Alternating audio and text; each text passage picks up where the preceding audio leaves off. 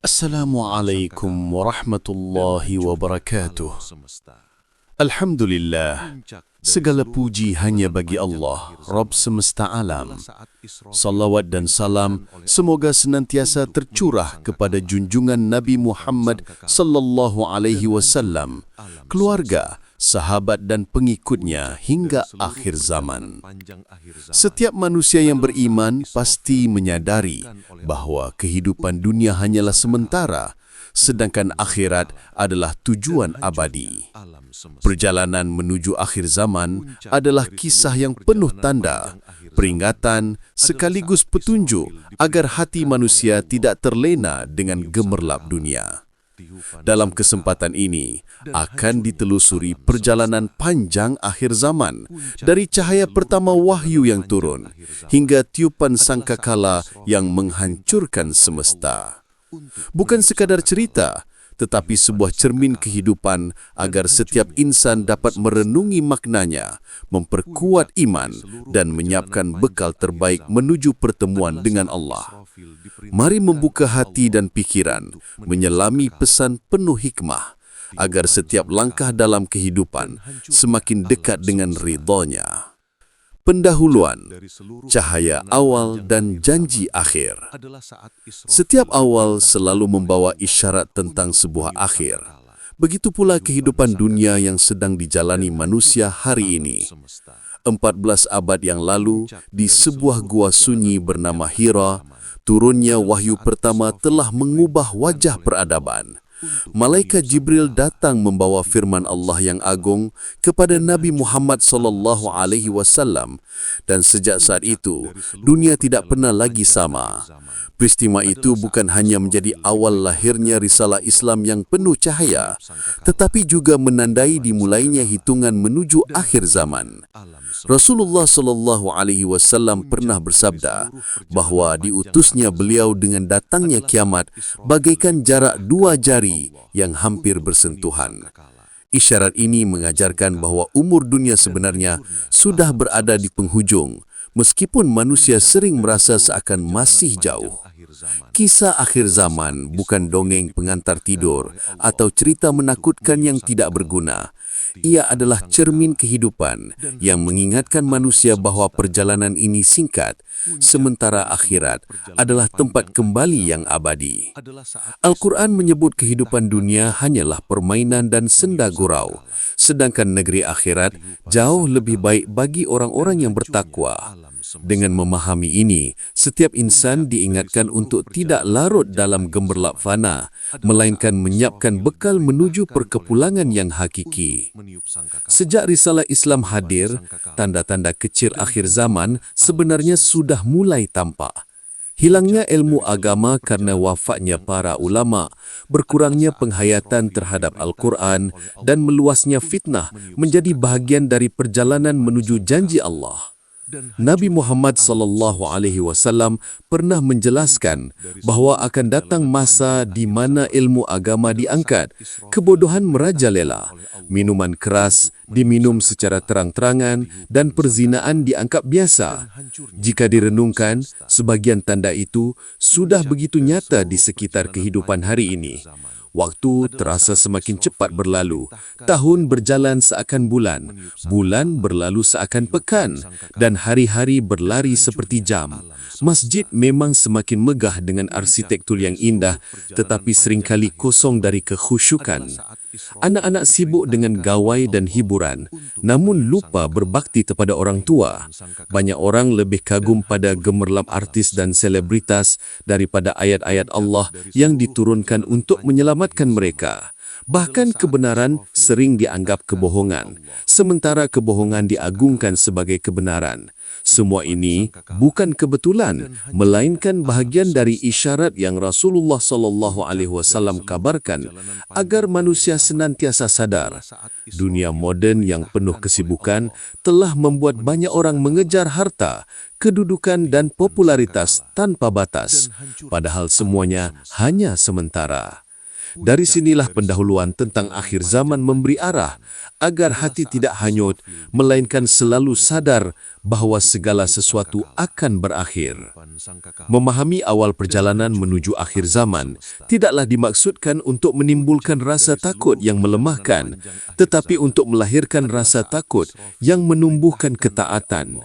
Rasa takut yang benar akan menggerakkan hati untuk memperbaiki diri, menjaga solat, memperbanyak amal, serta memperkuat hubungan dengan Allah.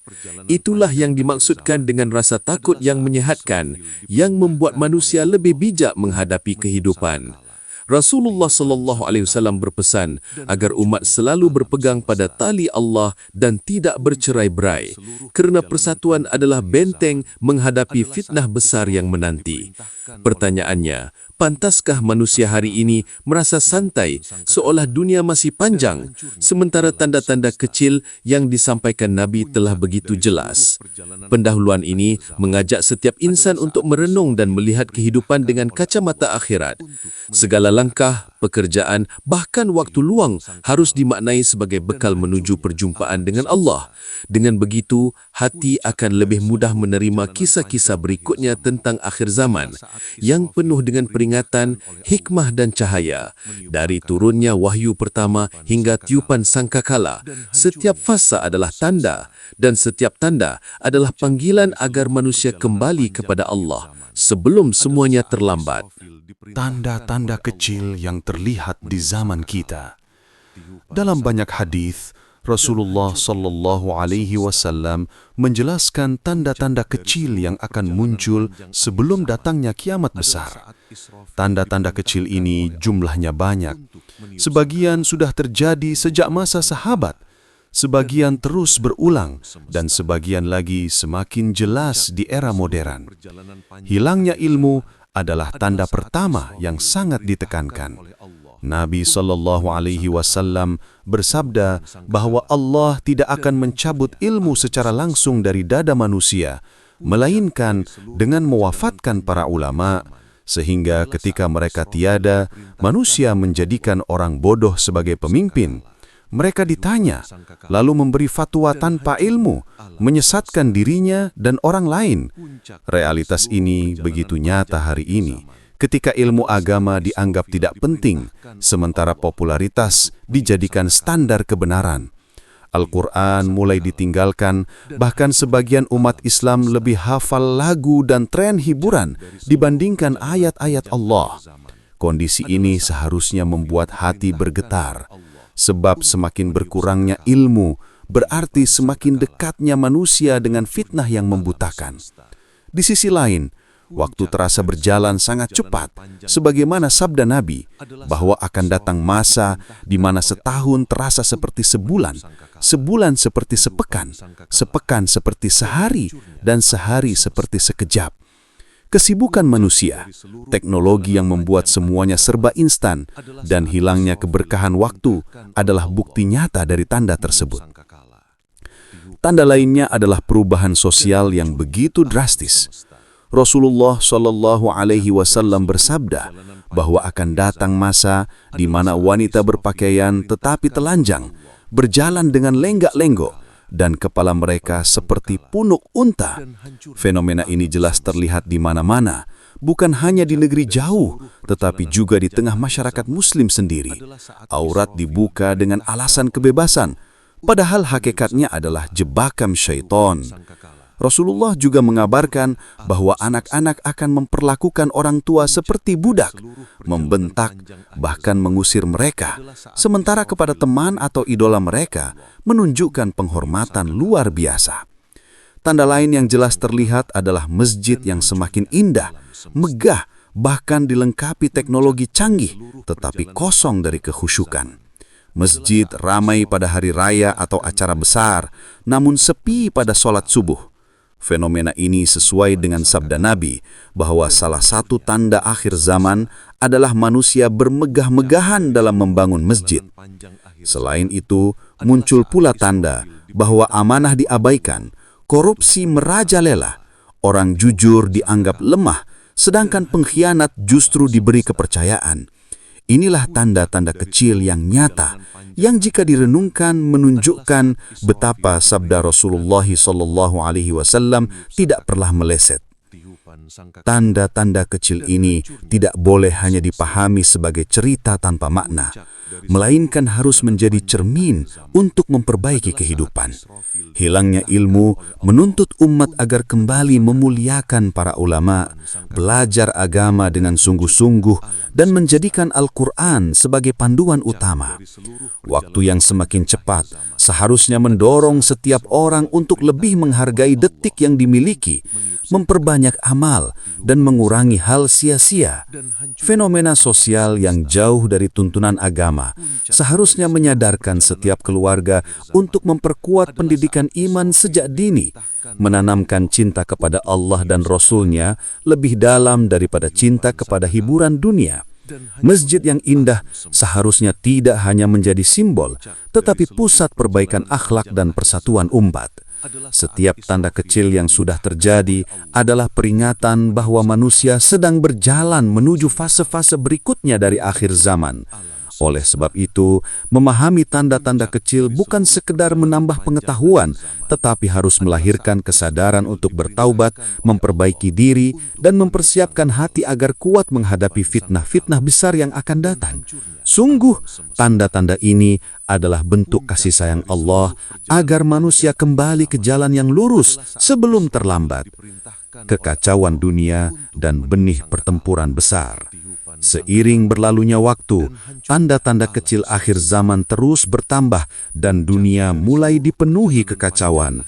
Rasulullah SAW pernah bersabda bahwa akan datang masa di mana banyak terjadi fitnah seperti potongan malam yang gelap gulita.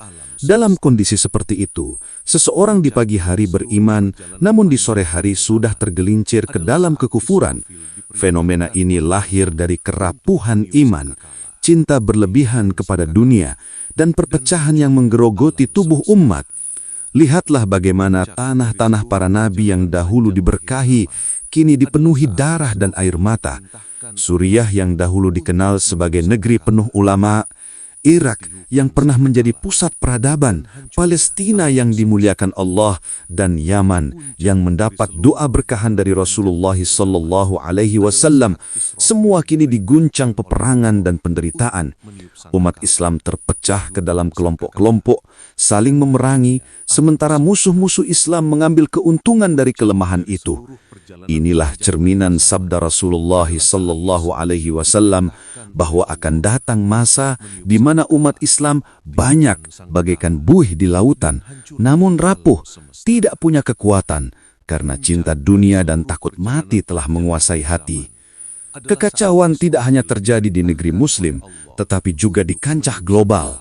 Kekuatan besar dunia seperti Amerika Serikat, Rusia, Tiongkok, dan Eropa saling berebut pengaruh, menebar ancaman perang bahkan dengan senjata pemusnah massal yang mampu meluluh lantakkan bumi dalam hitungan menit. Ketegangan di perbatasan negara, perebutan sumber daya alam, hingga ancaman nuklir menjadi bagian dari realitas modern yang semakin mengerikan. Rasulullah SAW mengabarkan bahwa salah satu tanda akhir zaman adalah peperangan besar di mana banyak nyawa melayang dan darah manusia menjadi hal yang murah. Bahkan beliau menyebutkan bahwa sungai Efrat akan menyusut, menampakkan harta karun berupa gunung emas, dan manusia akan saling membunuh karenanya. Jika dilihat hari ini, sungai besar itu memang mengalami penyusutan akibat bendungan, perubahan iklim, dan perebutan air antar negara. Betapa sabda Nabi begitu relevan, seakan memberi peringatan bahwa perselisihan global bukan lagi hal jauh, melainkan ancaman nyata yang sedang mengintai. Benih peperangan besar itu bukan sekedar konflik politik, melainkan bagian dari skenario Allah yang akan mengantarkan dunia menuju fase akhir zaman berikutnya. Namun, di balik kekacauan dan kegelapan ini, tersimpan pesan yang mendalam bagi setiap hati yang mau merenung. Rasulullah SAW telah memberi peringatan jauh-jauh hari agar umat tidak hanyut dalam fitnah, melainkan memperkuat iman, memperbanyak doa, dan menegakkan ukhuwah. Kekacauan dunia bukanlah alasan untuk berputus asa, melainkan kesempatan untuk kembali kepada Allah dengan sepenuh hati. Justru di saat manusia dikepung berita peperangan, bencana dan perpecahan, setiap orang beriman dituntut untuk menata hidup dengan bijak, memperbaiki hubungan dengan keluarga, dan berkontribusi bagi masyarakat dengan kebaikan. Menyadari bahwa setiap kekacauan adalah tanda yang mendekatkan kepada janji Allah, semestinya melahirkan rasa takut yang sehat, rasa rindu untuk berjumpa dengannya, dan semangat untuk menyiapkan bekal terbaik. Dunia memang akan terus bergerak menuju fase pertempuran besar, namun setiap insan diberi kesempatan untuk memilih, menjadi bagian dari mereka yang hanyut dalam fitnah atau menjadi bagian dari mereka yang tetap kokoh berpegang pada cahaya iman. Inilah pelajaran berharga dari kekacauan dunia, bahwa di tengah goncangan, ada peluang untuk memperkuat diri agar siap menghadapi babak-babak besar berikutnya. Munculnya Imam Mahdi. Dalam riwayat yang sahih, Rasulullah SAW mengabarkan bahwa menjelang akhir zaman, Allah akan mengutus seorang pemimpin yang adil dari keturunan beliau, yang dikenal dengan sebutan Imam Mahdi. Ia bukan nabi, bukan pula malaikat, melainkan seorang manusia biasa dari keturunan Fatimah Az-Zahra, putri tercinta Rasulullah SAW. Namanya menyerupai nama Rasulullah, yaitu Muhammad bin Abdullah, dan ciri-cirinya digambarkan memiliki dahi yang lebar, serta hidung yang mancung. Imam Mahdi akan muncul di saat dunia diliputi kekacauan, kezaliman merajalela, dan bumi dipenuhi fitnah. Ia akan diangkat bukan karena ambisi, tetapi karena keadaan yang memaksa. Awalnya ia enggan menerima baiat, namun kaum muslimin yang ikhlas akan memaksanya di depan Ka'bah. Karena hanya dengan kepemimpinannya, keadilan bisa ditegakkan kembali. Hadis-hadis tentang Imam Mahdi menjelaskan bahwa kehadirannya adalah kabar gembira bagi umat Islam sebagai jawaban dari doa orang-orang beriman yang merindukan kepemimpinan yang adil dan membawa umat kembali kepada jalan Allah. Kehadiran Imam Mahdi akan menjadi titik balik besar dalam sejarah akhir zaman. Di masanya, Allah akan menurunkan keberkahan bumi dan langit sehingga umat merasakan kemakmuran yang belum pernah dirasakan sebelumnya. Tanah akan menumbuhkan hasil panen melimpah, hujan turun dengan teratur, dan harta dibagi secara adil. Tidak ada lagi orang yang miskin, karena setiap orang diberi sesuai kebutuhannya. Rasulullah SAW menyebutkan bahwa Imam Mahdi akan memimpin umat selama 7, 8, atau 9 tahun, dan selama itu dunia dipenuhi keadilan, sebagaimana sebelumnya dipenuhi kezaliman. Namun masa kepemimpinan beliau juga bukan masa yang tenang sepenuhnya, sebab fitnah besar masih terus menunggu. Salah satu tanda penting adalah peperangan besar yang akan dipimpin Imam Mahdi, di mana umat Islam berhadapan dengan pasukan besar dari barat yang datang ke Syam. Pertempuran itu begitu dahsyat hingga dalam hadis disebut sebagai perang terbesar yang pernah terjadi dalam sejarah manusia. Dan kemenangan akan diberikan Allah kepada kaum muslimin. Dari sinilah posisi Imam Mahdi menjadi semakin jelas bahwa ia adalah pemimpin yang Allah pilih untuk menegakkan kembali izah umat Islam di tengah fitnah akhir zaman. Namun kisah Imam Mahdi bukan sekedar bahan perdebatan tentang detail nama, ciri-ciri, atau urutan kejadian, melainkan pelajaran hidup bagi umat Islam agar tetap mempersiapkan diri. Tidak seorang pun tahu kapan Imam Mahdi akan muncul, karena itu setiap muslim dituntut untuk selalu memperbaiki iman, amal dan akhlak, agar ketika masa itu tiba, ia berada di barisan orang yang mendukung kebenaran, bukan yang melawan. Kehadiran Imam Mahdi seharusnya membuat hati setiap muslim penuh harapan, bahwa seberat apapun fitnah akhir zaman, pertolongan Allah pasti datang. Namun di sisi lain, kisah ini juga menjadi peringatan agar tidak larut dalam fitnah klaim palsu, sebab sepanjang sejarah telah muncul banyak orang yang mengaku sebagai Imam Mahdi, padahal tidak sesuai dengan tanda-tanda yang dijelaskan Rasulullah SAW. Oleh karena itu, sikap terbaik adalah memegang teguh Al-Quran dan Sunnah, memperkuat ukhuwah, serta menyiapkan hati untuk menjadi bagian dari umat yang siap menyambut pemimpin akhir zaman dengan keimanan yang kokoh. Sesungguhnya, Imam Mahdi adalah simbol harapan, bahwa di tengah gelapnya fitnah, cahaya Allah tetap akan bersinar, menuntun umat menuju kemenangan yang hakiki. Turunnya Nabi Isa alaihissalam. Di antara peristiwa besar akhir zaman yang paling agung adalah turunnya Nabi Isa alaihissalam.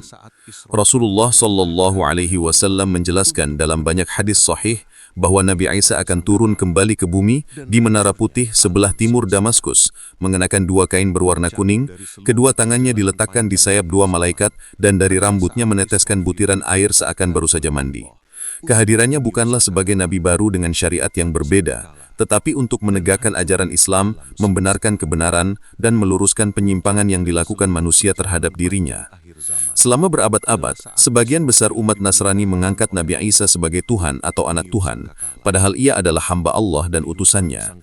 Turunnya Nabi Isa kelak akan menjadi jawaban yang nyata atas kekeliruan itu, sekaligus membuktikan bahwa janji Allah selalu benar. Beliau akan turun di masa umat Islam dipimpin Imam Mahdi, dan keduanya akan bersama-sama menegakkan kebenaran di tengah puncak fitnah yang mengguncang dunia. Kehadiran Nabi Isa adalah tanda kasih sayang Allah yang luar biasa, karena di tengah gelapnya fitnah, Allah turunkan kembali sosok Nabi yang dicintai untuk menyelamatkan umat manusia.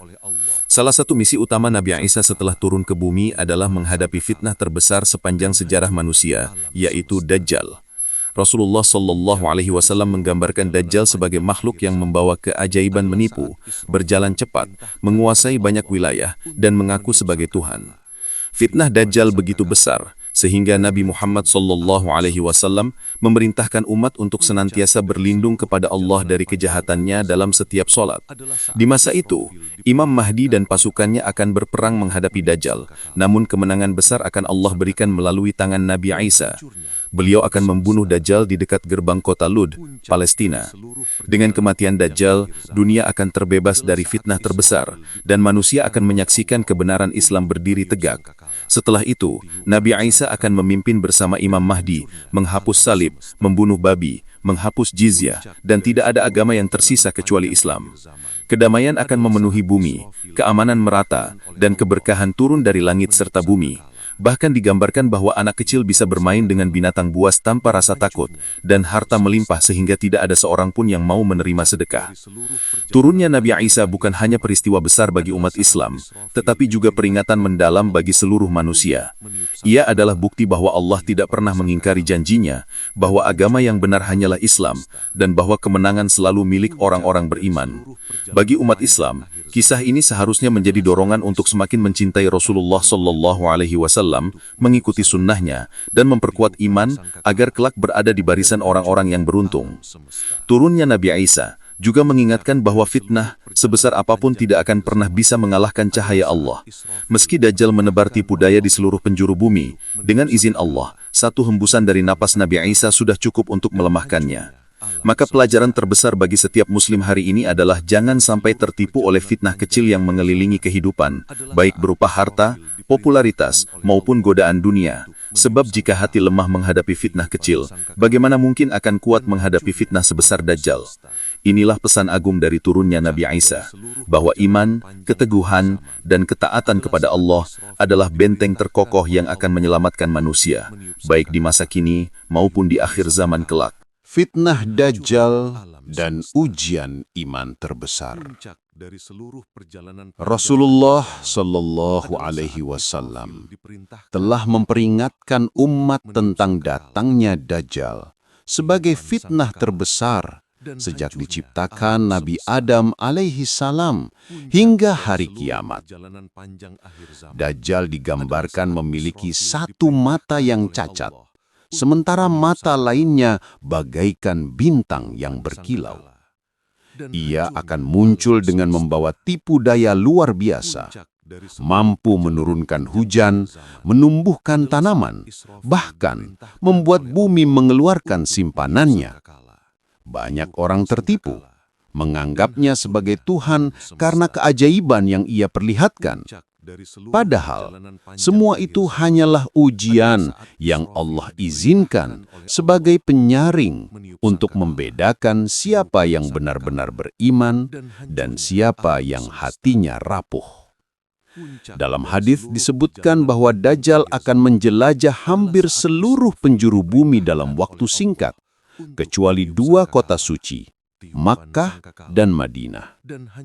Karena malaikat menjaga pintu-pintu kota itu, kehadirannya adalah puncak fitnah, sebab manusia akan dihadapkan pada pilihan yang sulit antara iman dan kekafiran. Orang yang hanya menjadikan agama sebagai hiasan tanpa keyakinan kuat akan mudah tergelincir dalam jebakan Dajjal. Fitnah Dajjal bukan sekedar tentang keajaiban yang menipu mata, tetapi juga tentang kelemahan iman yang mudah tergoda oleh dunia. Rasulullah Shallallahu Alaihi Wasallam menjelaskan bahwa Dajjal akan membawa syurga dan neraka. Namun, syurga yang ia tawarkan sebenarnya adalah neraka, dan neraka yang ia bawa sebenarnya adalah syurga. Betapa banyak manusia yang tertipu oleh gemerlap dan kesenangan sesaat, padahal hakikatnya adalah azab. Di zaman ini, tanda-tanda kecil fitnah Dajjal sebenarnya sudah terasa. Orang lebih kagum kepada teknologi dan kekuatan materi dibanding keimanan. Lebih percaya pada apa yang tampak di layar daripada petunjuk wahyu. Dan lebih mudah menukar prinsip dengan kenikmatan singkat. Semua itu adalah latihan kecil bagi manusia untuk menghadapi ujian besar kelak. Rasulullah Shallallahu Alaihi Wasallam bahkan mengajarkan doa khusus agar umat terhindar dari fitnah Dajjal, yakni doa dalam tasyahud akhir yang memohon perlindungan dari azab kubur, azab neraka, fitnah kehidupan dan kematian, serta fitnah Dajjal. Beliau juga menekankan pentingnya menghafal 10 ayat pertama atau akhir dari surat Al-Kahfi, karena ayat-ayat itu akan menjadi pelindung dari fitnahnya. Hal ini menunjukkan bahwa benteng melawan Dajjal bukanlah kekuatan fisik atau senjata, melainkan keimanan yang kokoh, pengetahuan agama yang benar, dan kedekatan hati kepada Allah. Bagi umat Islam masa kini, kisah Dajjal bukan dongeng menakutkan, melainkan peringatan yang sangat relevan. Dunia modern dipenuhi fitnah kecil yang sejatinya adalah bayangan dari fitnah Dajjal. Saat manusia terpesona oleh kemewahan, rela meninggalkan sholat demi pekerjaan, atau lebih takut kehilangan harta daripada kehilangan iman, sebenarnya ia sedang diuji dengan fitnah yang sama. Oleh karena itu, memahami fitnah Dajjal harus membuat hati semakin waspada dan semakin dekat dengan Allah. Tidak ada yang bisa menyelamatkan kecuali iman yang benar, doa yang tulus, dan amal solih yang istiqomah. Rasulullah Shallallahu Alaihi Wasallam bersabda bahwa siapa yang mendengar kabar tentang Dajjal hendaknya menjauh darinya, sebab siapa yang mendekat akan mudah tergoda oleh tipu dayanya. Maka pelajaran terbesar yang bisa dipetik adalah mempersiapkan diri sejak sekarang dengan memperbaiki akidah, menjaga ibadah, dan menanamkan keyakinan kepada anak-anak bahwa hanya Allah lah satu-satunya Tuhan yang layak disembah. Dengan begitu, meski fitnah terbesar itu belum datang, setiap Muslim sudah melatih diri menghadapi godaan serupa dalam kehidupan sehari-hari. Fitnah Dajjal adalah ujian terbesar, dan hanya dengan cahaya iman, manusia akan selamat melewatinya. Ya'juj dan Ma'juj, gelombang kehancuran dunia. Setelah fitnah Dajjal berakhir dengan dibunuhnya dia oleh Nabi Isa alaihi salam, dunia belum sepenuhnya tenang. Justru fase berikutnya adalah keluarnya bangsa yang telah lama terkurung, yaitu Ya'juj dan Ma'juj. Al-Quran menceritakan dalam surat Al-Kahfi tentang kisah mereka ketika Dzulqarnain membangun dinding besar dari besi dan tembaga yang kuat untuk menahan kebiadaban mereka dari mengganggu umat manusia. Namun, menjelang akhir zaman, Allah izinkan tembok itu hancur, dan keluarlah Ya'juj dan Ma'juj dalam jumlah sangat besar, bagaikan gelombang yang melanda bumi. Mereka turun dari segala tempat tinggi, meminum habis air sungai, merusak apa saja yang dilewati, dan menebarkan kehancuran di mana-mana. Gambaran ini menunjukkan betapa besarnya jumlah dan kekuatan mereka, hingga manusia tidak sanggup menghadapi dengan senjata apapun. Nabi Isa bersama kaum muslimin hanya bisa bertahan dan berdoa memohon pertolongan Allah. Sebab Ya'juj dan Ma'juj bukan musuh yang bisa ditaklukkan dengan kekuatan biasa. Inilah gelombang kehancuran dunia yang menjadi salah satu tanda besar kiamat, memperlihatkan kepada manusia bahwa tanpa pertolongan Allah, tidak ada yang mampu menyelamatkan mereka.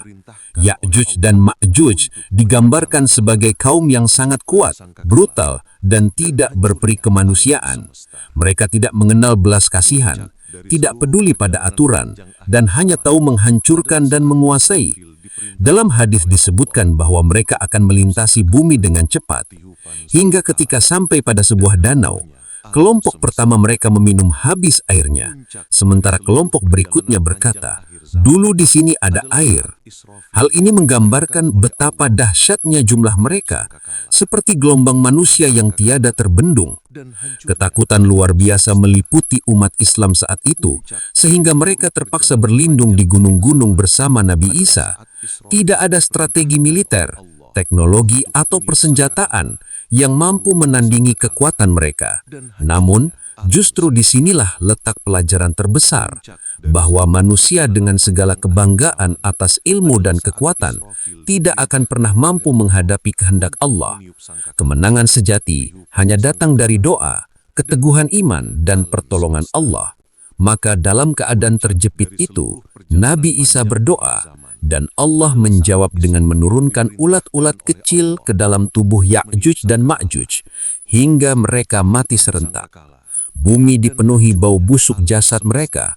Lalu Allah mengirim burung-burung besar untuk membawa bangkai itu dan hujan deras yang membersihkan bumi dari kotoran tersebut. Keluarnya Ya'juj dan Ma'juj bukan hanya cerita tentang kehancuran, melainkan pesan mendalam bagi setiap hati beriman. Ia adalah simbol bahwa fitnah dunia akan terus bergelombang, datang satu demi satu, hingga manusia benar-benar menyadari bahwa hanya Allah lah satu-satunya tempat bergantung. Di zaman sekarang, meskipun Ya'juj dan Ma'juj belum keluar, tanda-tanda kecil yang mirip dengan fitnah mereka sudah terasa. Populasi manusia yang terus bertambah tanpa kontrol, kerakusan yang menguras sumber daya bumi, peperangan demi harta dan wilayah, dan kerusakan lingkungan adalah gambaran kecil dari sifat Ya'juj dan Ma'juj.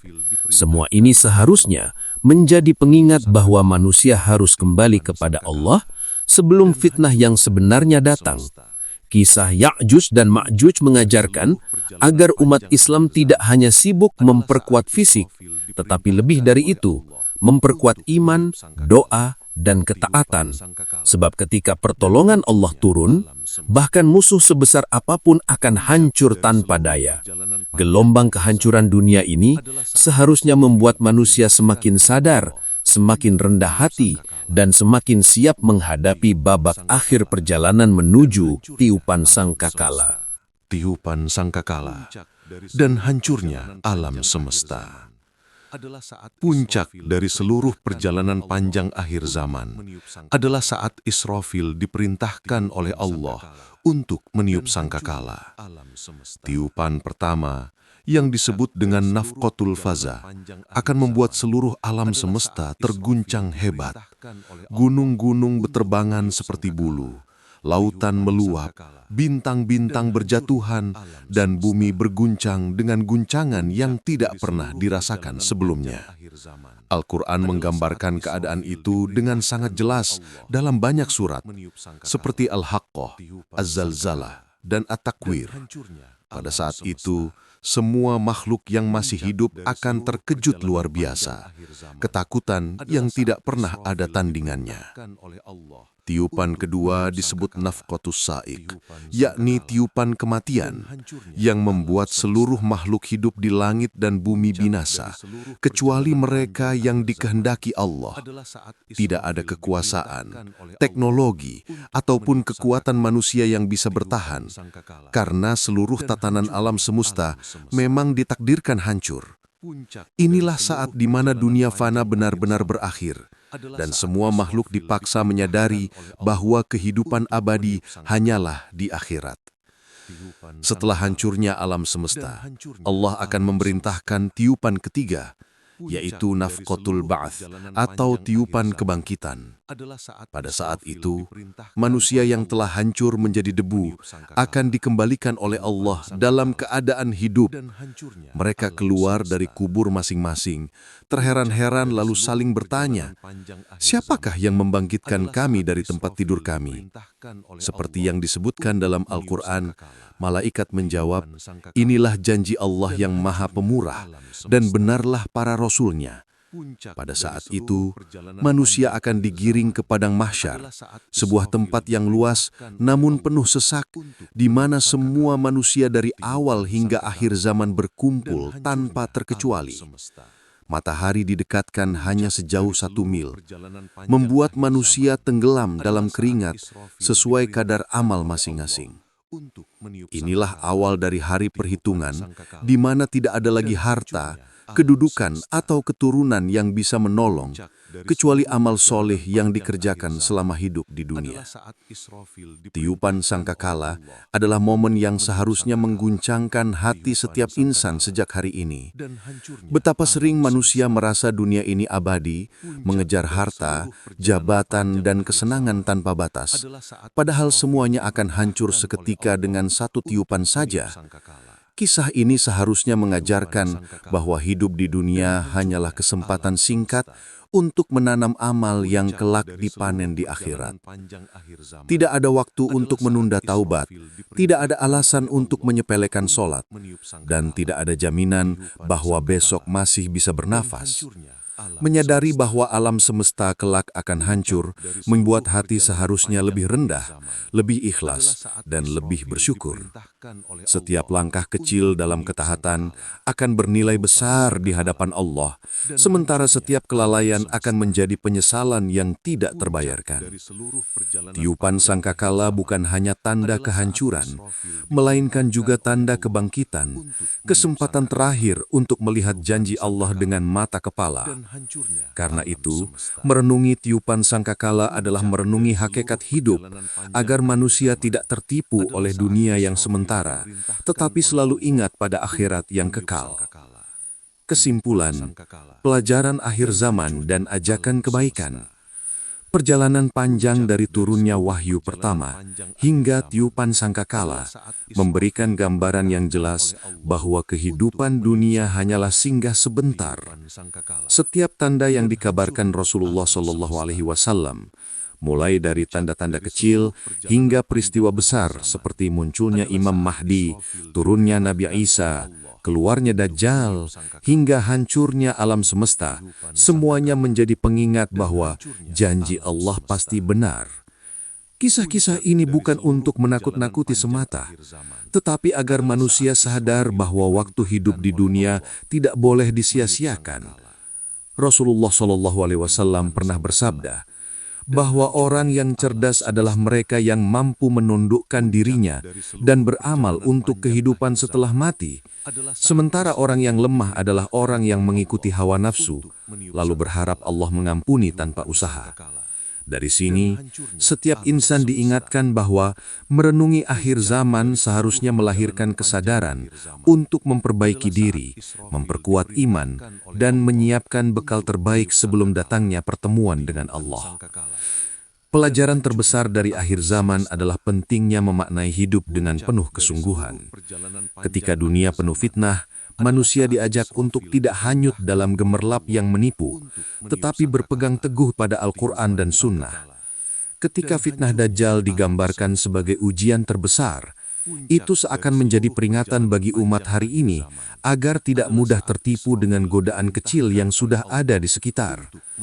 Ketika Ya'juj dan Ma'juj melambangkan kerakusan dan kerusakan, itu mengingatkan agar manusia menjaga amanah bumi dan tidak merusaknya dengan keserakahan.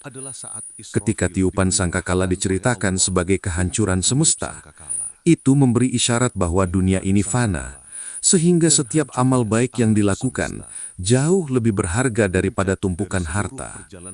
Semua peristiwa itu adalah cermin kehidupan yang seharusnya membuat manusia semakin takut kepada Allah, semakin cinta kepada Rasulullah SAW, dan semakin siap menghadapi hari di mana segala amal akan ditimbang. Pada akhirnya, kisah akhir zaman adalah undangan lembut untuk kembali kepada jalan Allah dengan sepenuh hati. Tidak ada manusia yang tahu kapan semua ini akan terjadi. Karena itu, setiap detik harus dimanfaatkan sebaik mungkin. Jadikan solat sebagai tiang kehidupan, Al-Quran sebagai cahaya, doa sebagai senjata, dan amal solih sebagai bekal abadi. Tanamkan rasa cinta kepada keluarga, agar mereka juga tumbuh dalam iman, dan sebarkan kebaikan di masyarakat, agar cahaya Islam semakin kuat. Dengan begitu, setiap tanda akhir zaman bukan lagi hanya cerita, tetapi menjadi pengingat nyata untuk memperbaiki diri. Bagi yang sedang membaca atau mendengarkan kisah ini, jadikan ia sebagai momentum untuk mempertebal iman, menebarkan kebaikan, dan menguatkan harapan kepada Allah. Jangan lupa untuk terus mendukung dengan cara berlangganan, menyukai dan memberikan komentar penuh kebaikan, agar semakin banyak saudara seiman yang merasakan manfaatnya. Semoga Allah mengumpulkan semua dalam barisan orang-orang beriman yang selamat di hari ketika seluruh alam semesta telah sirna dan hanya rahmat-Nya yang menjadi penolong menuju surga. Wassalamualaikum warahmatullahi wabarakatuh.